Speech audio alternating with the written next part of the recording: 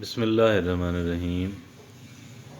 ایک انتہائی اہم میسج جو ہے، انتہائی یوزفل، انتہائی بینیفیشل بات آپ سے عرض کرنے جا رہا ہوں، اور اگرچہ بات سمجھانے کے لیے آپ کے سامنے ایک بڑی ٹریجک بات رکھتا ہوں، اور وہ یہ ہے کہ 3 سگے بھائی جو ہیں وہ مرڈر ہو گئے، اور بڑی معمولی سی بات تھی، کوئی پہلے سے دشمنی نہیں تھی، تلخ کلامی ہوئی، اور تلخ کلامی پھر بڑھ گئی، اور بڑھتے بڑھتے پھر جو ہے وہ اندر سے غصہ، کہتے ہیں نا غصہ اسی لیے حرام ہے کیونکہ غصے میں انسان پاگل ہو جاتا ہے اور انسان کو پتہ کوئی نہیں لگتا۔ تو ایک فریق جو پہلے سے تھوڑا سا سخت مزاج بھی تھے اور اندر سے اپنے لے آئے اسلحہ، اور یکے بعد دیگرے 3 سگے بھائیوں کو انہوں نے موت کے گھاٹ اتار دیا۔ پہلے سے کوئی دشمنی بھی نہیں تھی۔ اب یہ بات میں نے آپ کے سامنے کیوں رکھی ہے، یہ بات آپ کے سامنے رکھنا ضروری تھی، اپنے اس میسج کو پراپرلی کنوے کرنے کے لیے، بات سمجھانے کے لیے بہت ضروری تھا۔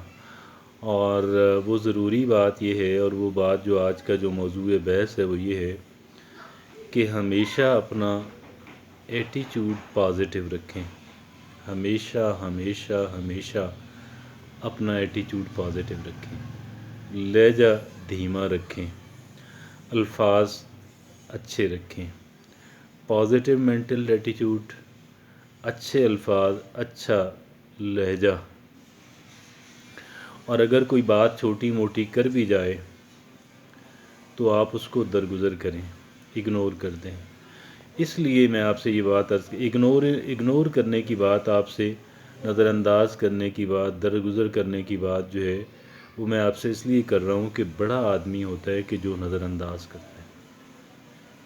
میں نے آپ سے کیا عرض کیا کہ جو بڑا آدمی ہوتا ہے جو نظر انداز کر دیتا ہے نا، وہ بڑا آدمی ہوتا ہے، وہ چھوٹا آدمی نہیں ہوتا۔ چھوٹا وہ ہوتا ہے کہ جو چھوٹا مین کہ اپنے عقل کا چھوٹا، چھوٹا مطلب اپنے عقل کا چھوٹا، چھوٹا مطلب اپنے ظرف کا چھوٹا، اور چھوٹا کا مطلب اپنے وین کا چھوٹا، ہے نا۔ تو چھوٹا انسان جو ہے وہ کر جاتا ہے بدتمیزی، بد اخلاقی، غیر معیاری بات جو ہے، میں اس کو یہ جملہ دوں گا، غیر معیاری بات جو ہے، غیر معیاری بات کر جاتا ہے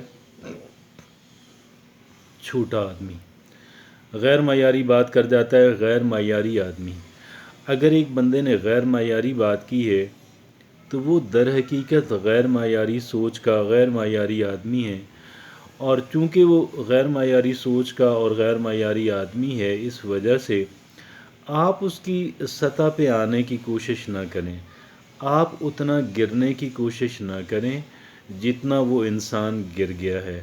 اگر آپ گر جائیں گے تو پھر اس میں اور آپ میں فرق نہ رہا۔ اگر آپ اس کی سطح پہ آ جاتے ہیں، وہ مینٹل ایٹیچیوڈ اختیار کرتے ہیں، وہ الفاظ اور لہجہ اختیار کرتے ہیں، اور آپ درگزر بھی نہیں کرتے ہیں، تو اس کا مطلب یہ ہوا کہ آپ خود، اگر میں یہ کروں تو میں خود، اگر آپ کریں تو آپ خود جو ہیں غیر معیاری انسان ہیں، غیر معیاری سوچ کے غیر معیاری انسان ہیں، اور ہمیں غیر معیاری نہیں بننا ہے، ہمیں معیاری انسان بننا ہے۔ اگر ہم پہلے سے معیاری انسان ہیں تو ہمیں اپنے معیار کو مینٹین کرنا ہے، ہمارے لیے ضروری ہے کہ ہم اس کو برقرار رکھیں، ہمارے لیے ضروری ہے کہ ہم اس کو برقرار رکھیں۔ کیسا ہے؟ بالکل درست بات ہے۔ آپ کسی دوسرے انسان، اگر کوئی گرا ہوا انسان ہے تو آپ گرے ہوئے انسان بننا چاہیں گے؟ نہیں بننا چاہیں گے۔